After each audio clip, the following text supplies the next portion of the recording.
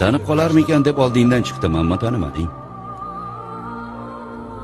O'zgarib ketibsan. Sen esa o'zgarmagansan. Shuncha vaqtdan beri qayerda eding? Seni kuzatayotgan. Nega? Boshingizga tashvish tushmasin deb.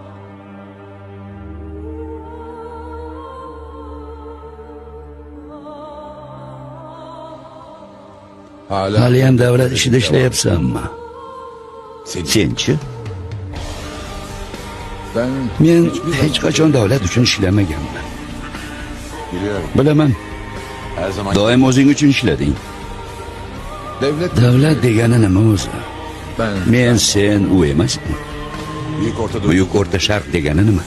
Sensiz ular emasmi?